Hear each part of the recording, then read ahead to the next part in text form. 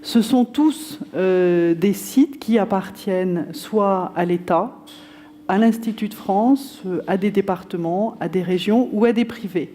Donc nous avons vraiment tous les cas de figure et ce sont des propriétaires qui, un jour, se sont trouvés confrontés à la nécessité de dynamiser leurs monuments en se disant on a une fréquentation qui baisse, on a des investissements à faire au niveau de l'équipement pour accueillir nos visiteurs dans de bonnes conditions, on a des investissements à faire en scénographie, en muséographie, on a des travaux à réaliser et on n'a pas le financement.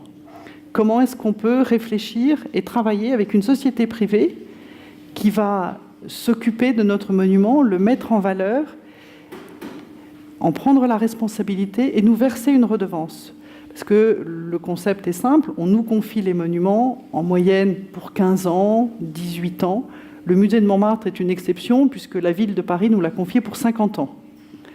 La société prend l'engagement tous les ans de verser une redevance avec une partie fixe et une partie variable qui est assujettie au chiffre d'affaires. Donc le propriétaire, il a l'assurance tous les ans, quoi qu'il arrive, même si nous sommes trompés et même si nous avons fait une mauvaise année, de lui verser une redevance.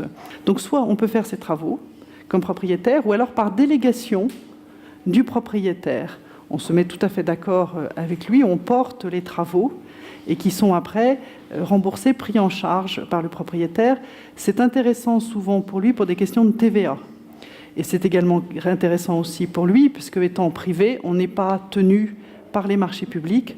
Donc on fait faire des devis contradictoires, mais on peut du coup être beaucoup plus réactif dans la conduite et le lancement et la conduite des travaux.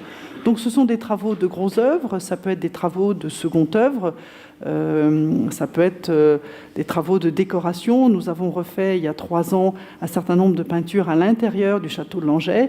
On fait ça évidemment en accord et sous le contrôle des monuments historiques, avec des entreprises agréées par les monuments historiques, mais c'est nous qui le prenons en charge et qui pilotons ces travaux. Donc ça, c'est vraiment notre première mission, puisque on a à cœur de conserver et d'entretenir les monuments qui nous sont confiés. On a une deuxième mission qui est très importante, qui est la muséographie et la scénographie. Le visiteur, quand il vient, il a envie qu'on lui raconte une histoire. Il a envie qu'on lui fasse un peu oublier son quotidien.